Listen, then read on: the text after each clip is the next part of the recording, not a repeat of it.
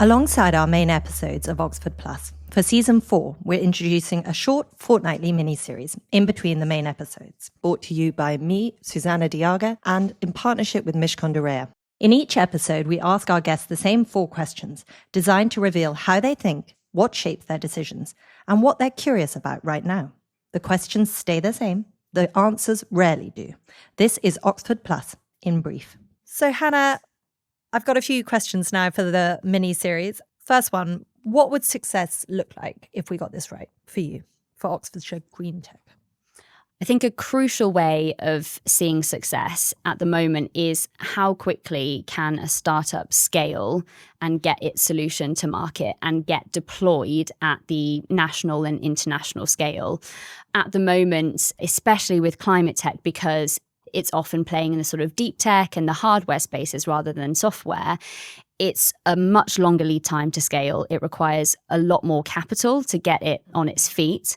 And some people just don't invest in that at all. Some people don't invest. They think it's too risky and they don't see returns on investment that are attractive enough to them. In truth, there are lots of attractive returns that can be made, but it's just that patient capital piece. So for me, success would probably look like a slashing in that time to get to market and to commercialize. I wouldn't quite want to put a number on it because climate tech is so broad and that's going to look different for different subsectors. But I would love to see that happen. And I would also love to see those technologies being deployed locally as well. The county and actually Enterprise Oxfordshire have done this piece of work around the Oxfordshire story, trying to identify like this shared hymn sheet that we're all singing on when we're talking outside of Oxfordshire about what makes Oxfordshire great and why it's so important to build a business here. I would love it if everyone in the county had that sense of what makes Oxfordshire great because people were involved and participating actively. I think it comes back to that sort of community and equity side of things again. So for me, success would look like solutions deployed locally and benefiting people locally as well. Just going into something you said there in your answer, that point around how tricky it can be to scale some of these companies and the forces that are needed to play into that. You've spoken a little bit and everyone uses this phrase, the valley of death. Mm-hmm. What are the elements that are really structurally missing at the moment that are pitfalls? So securing sort of seed funding, pre-seed, not that much of an issue. People are willing to back what looks like a good and an exciting idea. Series A, again, we do have our members who have managed to secure Series A funding. It is that sort of touch more difficult. And the gap really comes between Series A and Series B, I'd say. It's because the quantum just increases, so much more. So, for example, Company A is a hardware company and maybe their Series A is £10 million. Their Series B might have to look like 100 million. It's like a vast leap, but it's like that because of, developing this technology, manufacturing. You can't just scale it the same way that you can scale an app. It's very different. And I think for a lot of investors, they may be willing to take that initial Series A step, but follow-on funding-wise, that's a different dimension. There's that sense that they're not maybe the same investor type, so you're having to build new relationships again when you get to Series B fundraising stage. I think family offices could really help with this actually, and I think increasingly more of them are. They have patient capital, they have mission and legacy behind what they're doing. So again, this is a shout out to any family offices who are interested in integrating into our, or seeing a little bit more of our community, because that kind of capital could be groundbreaking in some ways. And how do you see pension capital potentially playing through in that after the Mansion House Compact and Accord? Have you seen any shift on that, or is it still waiting to come down the pipe? I think still waiting to come down the pipe, but I think that sort of reform hopefully should be pushing us to think more about what our pensions are being invested in general. I think there's that sense of we need to invest more in our country's IP. And I think at the moment, if you look at other countries like China, last year, Chinese firms invested $80 billion into clean tech. It's just a different story. They're surging ahead. And I think we need to take that challenge seriously. And pension funds could be a really good way of putting a stick in the ground and saying, yes, we believe in UK PLC and we want to see this flourish on the global stage. Which I think a lot of pension holders would, if they felt like they had more control and sort of ownership of their own money, ironically. Mm-hmm. What advice would you give somebody entering the ecosystem tomorrow, knowing what you now know? Sure. I mean, if you're an entrepreneur entering this ecosystem tomorrow, I think we're your first port of call. I like to see us as like an umbrella organization for the climate tech space. We have contacts and routes into the various science parks. So if looking for a space to set up is your sort of cup of tea, you know, Oxford Innovation Space, for example, is a great place to start. And they have lots of different facilities as well as the other science parks and then other places that are more co-working on office space. Again, we have a large, directory book. We don't literally have a directory book, but there's a list. Rolodex, I think, is what it used to be called. That dates me somewhat, but yeah. I was about to say, I don't know what I'm talking about. I've barely used one of those.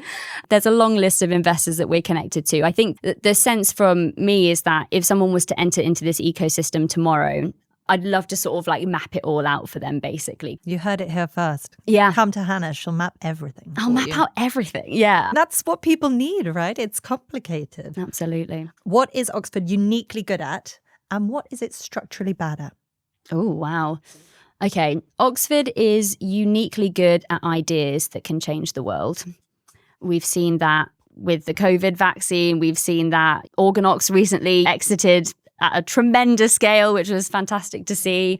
So there's amazing ideas being built here. And a lot of people are like, oh yeah, we're all ideas, but no sort of scaling. We don't do that. Other people, you know, they leave Oxford and they go scale somewhere else. But I think that tide is shifting as well, actually. And I think we have a huge amount of advanced manufacturing and advanced engineering capacity here in the county.